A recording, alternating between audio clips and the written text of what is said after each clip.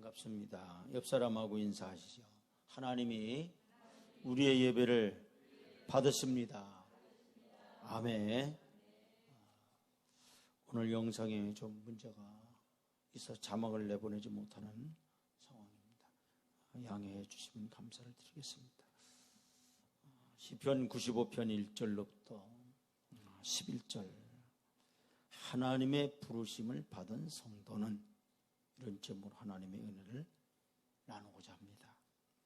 우리는 자주 초대를 받습니다. 친구로부터 결혼식 초대를 받기도 하고, 생일잔치에 초대를 받기도 하며, 또 병역의 의무를 다하라는 나라의 부름을 받기도 합니다. 오늘 시편 기자는 성도들을 향하여 오라, 우리가 여호와께 나아가자, 하나님 앞에 초대합니다. 아무나 하나님 앞에 나올 수 있는 것은 아닙니다. 하나님께 이끌림을 받은 사람들만 하나님 앞에 나오게 되는 거예요. 그래서 요한복음 6장 44절에 예수님은 이렇게 말씀했습니다.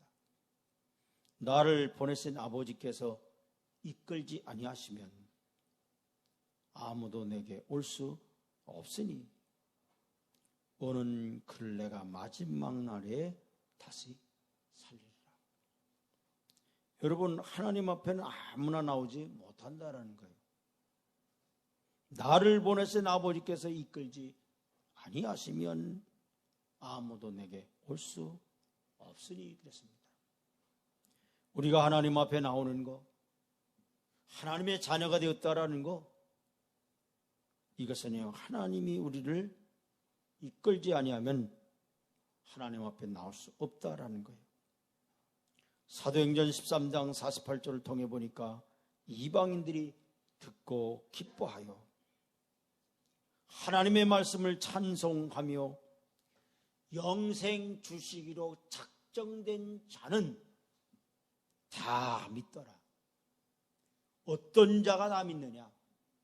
따라서 하세요. 영생 주시기로 작정된 자는 다 믿더라.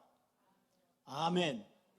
구원받도록 하나님께서 작정하신 자는 어떻게든지 하나님을 믿게 된다 하는 사실입니다.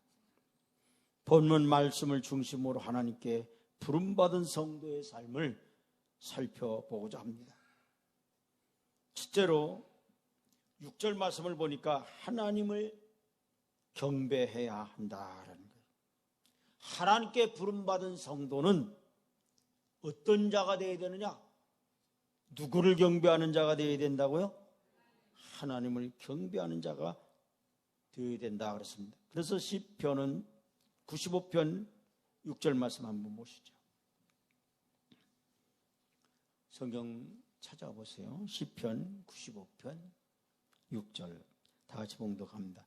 오라, 우리가 굽혀 경배하며 우리를 지신 여호와 앞에 무릎을 꿇자, 이렇게 말씀하고 있습니다. 여기 경배한다라는 것은 예배를 가리킵니다. 경배의 원래 의미는 어떤 사물이나 사람에게 가치를 돌리는 겁니다. 이 단어가 인간과 하나님의 관계에 사용되어질 때 최상의 가치를, 최상의 하나님께 올려드리는 최상의 행위를 의미합니다.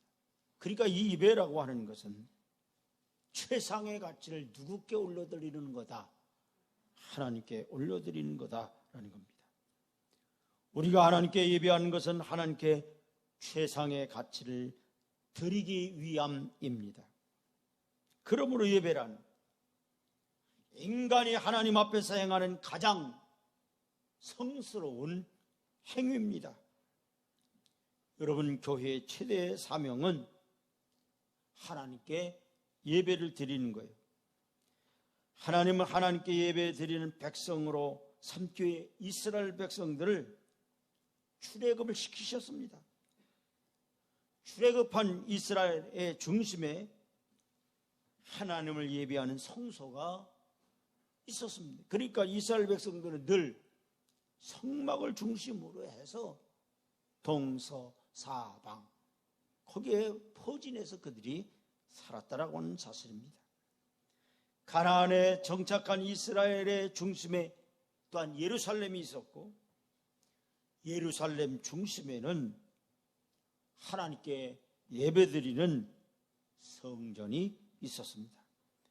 오늘날에도 성도들의 삶의 중심에는 하나님을 예배하는 교회가 있어야 합니다. 그러므로 그리스도의 몸이며 교회의 지체인 우리가 해야 할 최대의 사명은 무엇이냐? 따라서 예배다. 아멘.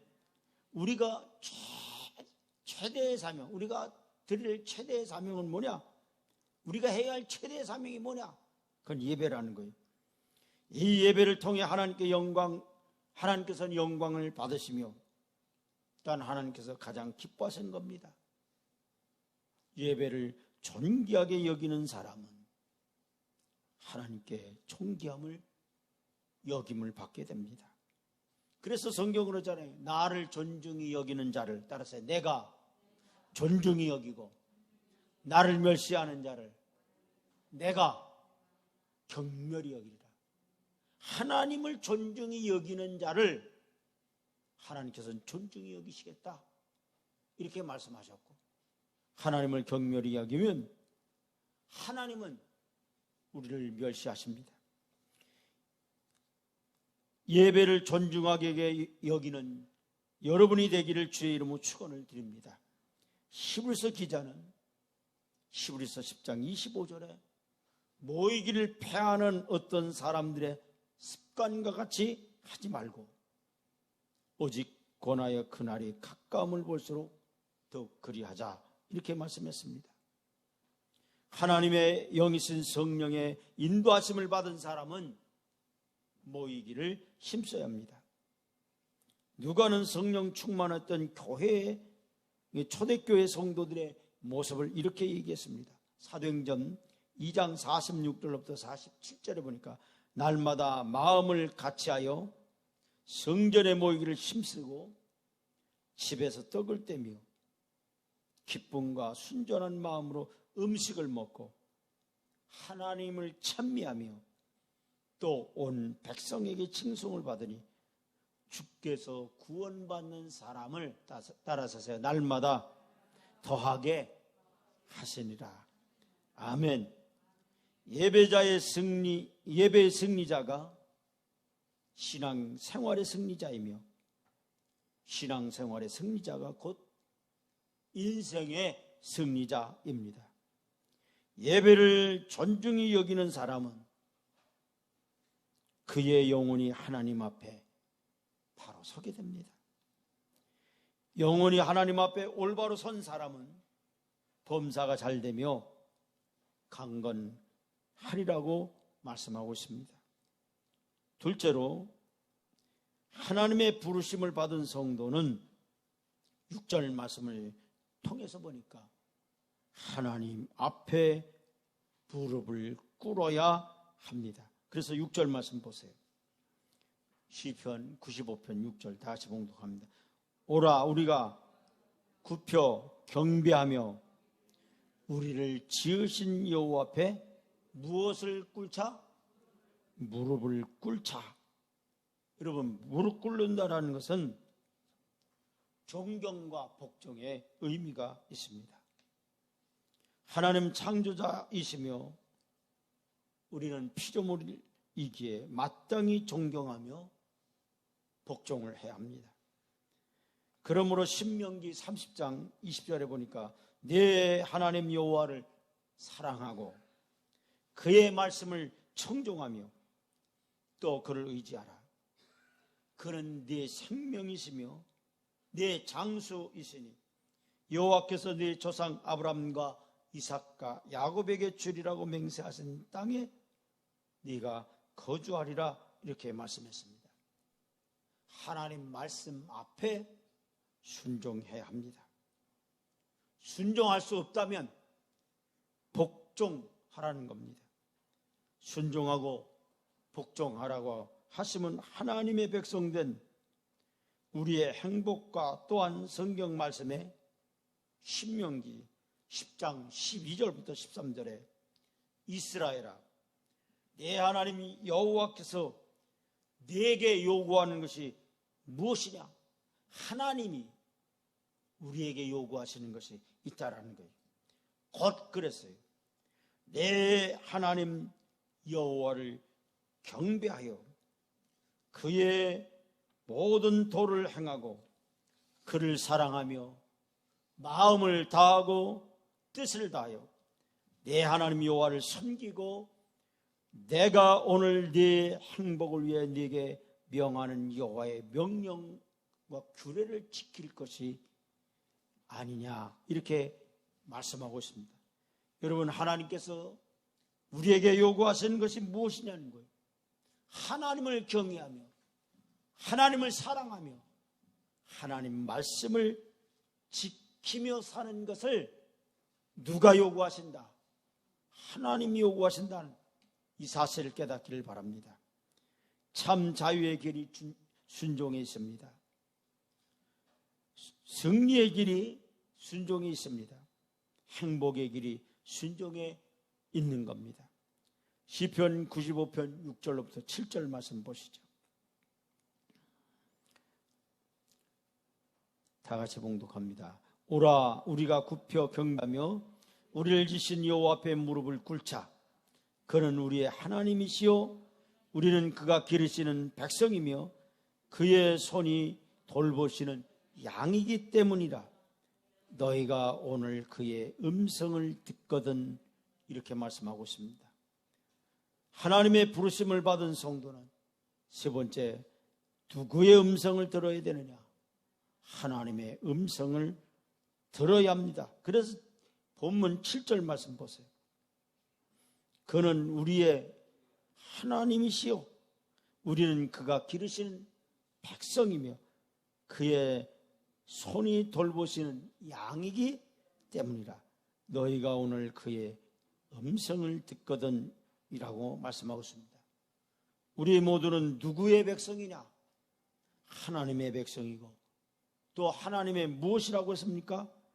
양이라고 했습니다. 그러므로 우리는 오직 하나님의 음성만 들어야 합니다. 일이나 도둑의 음성을 듣고 따라가면 찢기고 죽습니다. 음성을 분별해야 합니다. 분별하는 영을 받아야 합니다. 이스라엘 백성들은 광야 시대 동안에 수없이 하나님의 음성에 거역하고 불순종을 했습니다. 그러나 이제는 여호와의 음성에 절대적으로 순종을 해야 합니다.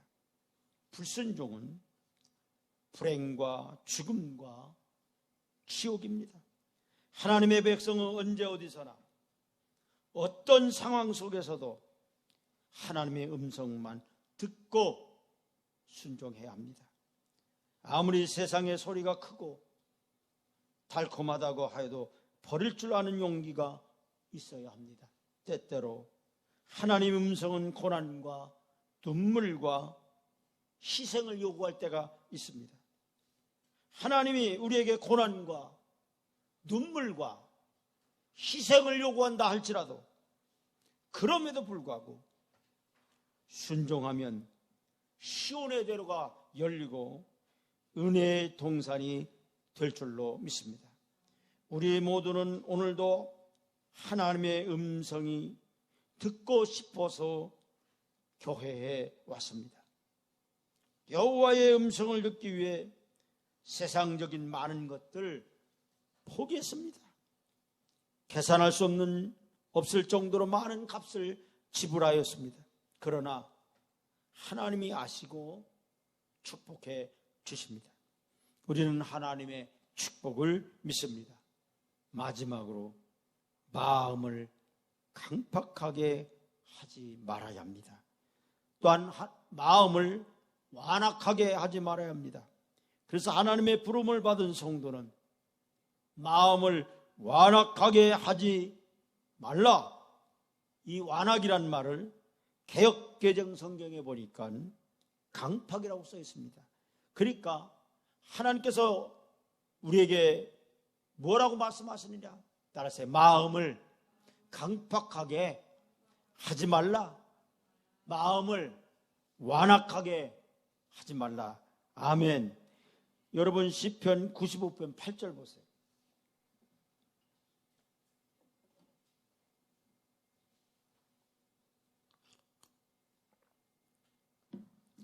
다 같이 봉독합니다. 너희는 무리바에서와 같이 또 광야의 마사에서 지냈던 날과 같이 너희 마음을 뭐하게 하지 말라. 완악하게 하지 말지어다. 아멘. 여기서 완악, 개역 성경은 강팍이라고 이렇게 기록하고 있습니다. 그럼 완악과 강팍이란 말은 어떤 의미가 있느냐? 반항하지 마라. 하나님 앞에 내 마음을 완악하게 한다는 것은 강팍하게 한다는, 반항한다는 겁니다. 완고하다라는 뜻입니다. 주로 하나님 앞에서 반항적인 태도를 갖고 있을 때 이 단어를 사용했다고 합니다. 하나님께서 이스라엘 백성들에게 수많은 기적과 이적을 보여주셨음에도 불구하고 하나님을 믿지 못하고 하나님 말씀을 거역을 했습니다. 시인은 하나님께서 구원의 반석임을 노래했습니다. 그리고 하나님께서 세상을 다스리시며 목자가 되어 이스라엘 양같이 돌보심을 노래했습니다. 그러므로 시인은 이스라엘에게 무엇을 권합니까? 시편 95편 7절로부터 8절 보니까 한번 다시 보시죠. 그는 우리의 하나님이시오.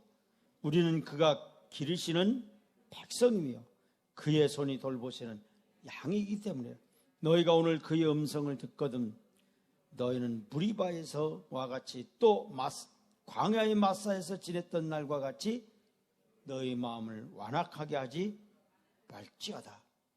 시인은 이스라엘의 출애굽 역사를 회고하며 이스라엘 오늘 하나님의 음성을 듣거든 무리바에서와 같이 마사에서와 같이 마음을 완악하게 하지 말라고 했습니다. 무리바와 마사는 같은 장소이지만 다른 지명으로 불렀습니다. 무리바는 다툼, 싸움이라는 의미를 갖고 있고 마사는 시험, 유혹의 의미로 불렸습니다. 그래서 이 지역은 불경스러운 지역이라는 거예요. 왜 그렇습니까? 다투었다라. 누구하고 다투었다라는 거예요? 하나님과 다투었다라는 거예요. 누구와 싸웠다라는 거예요? 하나님과 싸웠다라는 거예요. 누구를 시험했다라는 거예요? 하나님을 시험했다라는 거예요. 누구를 유혹했다라는 거예요? 하나님을 유혹했다라는 거예요. 그래서 이 지역은 불경스러운 지역입니다. 그들은 마사와 무리바에서 하나님을 시험했는데 시인은 이것이 마음을 완악하게 하게 한 것이다 이렇게 말하고 있습니다. 이를 보면 시인이 시를 지을 당시 마치 믿음을 잃어버릴 위기에 있었던 이스라엘은 극한 어려움 가운데 있었음이 분명합니다. 이런 고난 가운데서 시인은 이스라엘에게 불신에 빠지지 말고 마음을 완악하게 하지 말라 했습니다. 또한 시편 95편 9절로부터 11절 보시죠. 다 같이 봉독합니다. 그때 너희 조상들이 내가 행한 일을 보고서도 나를 시험하고 조사했도다. 내가 40년 동안 그 세대에 말미암아 근심하여 이르기를 그들은 마음이 미혹된 백성이라 내 길을 알지 못한다 하였도다. 그러므로 내가 노하여 맹세하기를 그들은 내 안식에 들어오지 못하리라 하였도다. 그때 이스라엘 조상들은 하나님의 행하신 일을 보고도 믿지 않고 시험했습니다. 그러므로 하나님은 40년간 그 세대로 말미암아 근심하여 이르기를 마음이 미혹된 백성이라 내 길을 알지 못한다 했습니다. 마음 미혹된 백성이라. 이런 마음이 미혹된 백성이라는 뜻이 무슨 얘기예요? 마음이 빗나간 백성이란 뜻입니다. 하나님에게서 빗나간, 마음이 빗나갔다 이게. 쉬운 얘기로 삐딱하다라는 말입니다.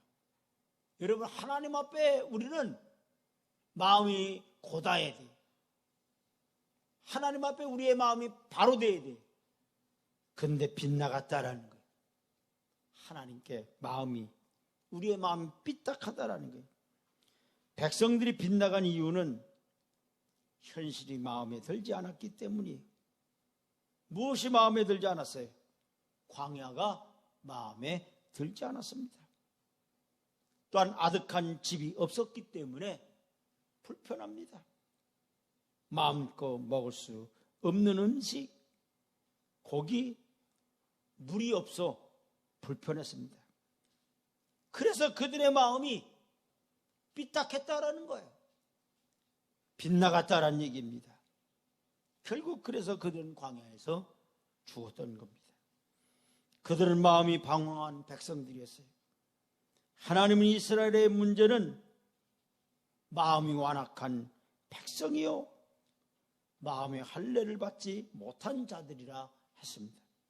그러므로 하나님은 하나님의 백성에게 마음의 할례를 하고 성령님을 허락하도록 했습니다. 그러므로 오늘날 우리 하나님의 백성들은 하나님의 음성을 들을 때 더 이상 마음을 완악하게 하지 말고 변화된 마음으로 순종해야 합니다.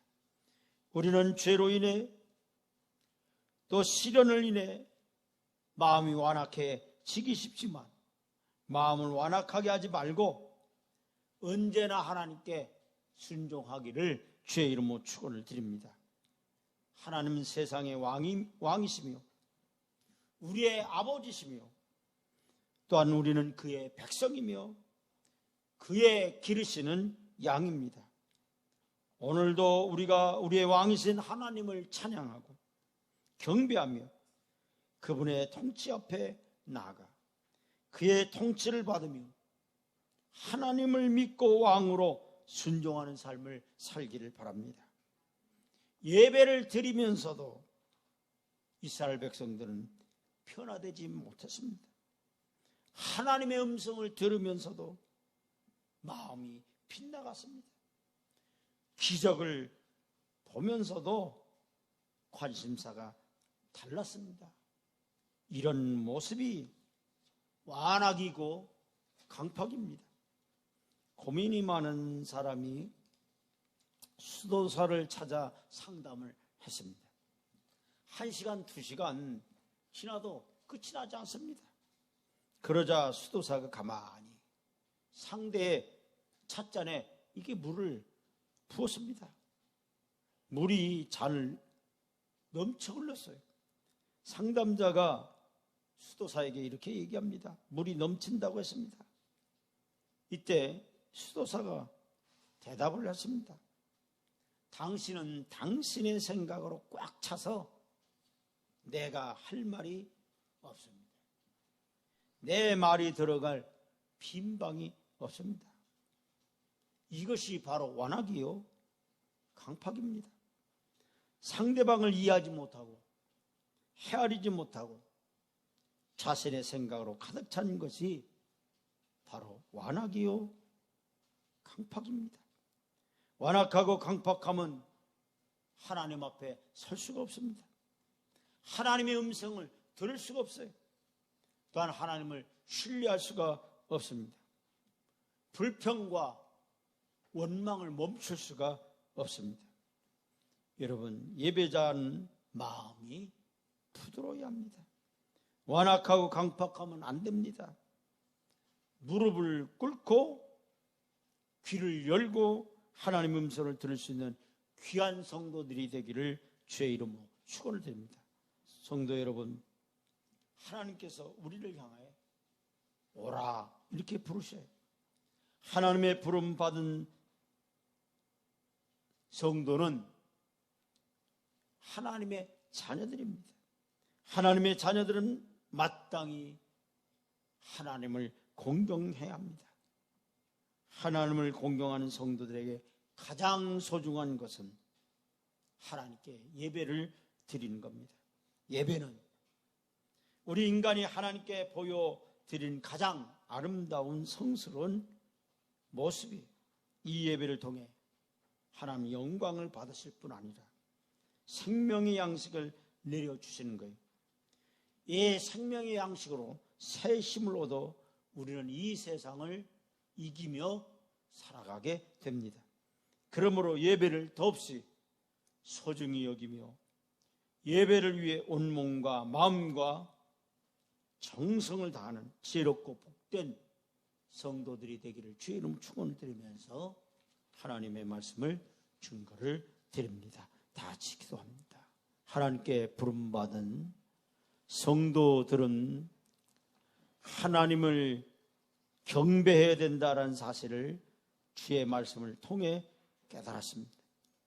또한 하나님의 부름을 받은 성도는 하나님께 무릎을 꿇어야 된다는 사실을 주의 말씀을 통해 깨달았고, 또한 하나님의 부름을 받은 성도는 하나님의 음성을 들어야 한다고 했고, 하나님의 부름을 받은 성도는 마음을 완악하게 강팍하게 하지 말아야 된다고 한 사실을 깨달았습니다. 주여, 우리가 하나님께 부름받은 성도가 됐습니다. 하나님의 백성이 됐고 하나님의 자녀가 됐고 하나님의 기르시는 돌보시는 양이 되었기 때문에 우리는 하나님 우리의 마음을 하나님 앞에 강팍하게 완악하게 하지 않도록 도와주시고 우리의 마음에 성령께서 역사하셔서 온유하고 부드러운 마음을 주셔서 주의 말씀에 순종하며 사는 우리 모두가 되게 하여 주옵소서. 예수님의 이름으로 간절히 기도하옵나이다.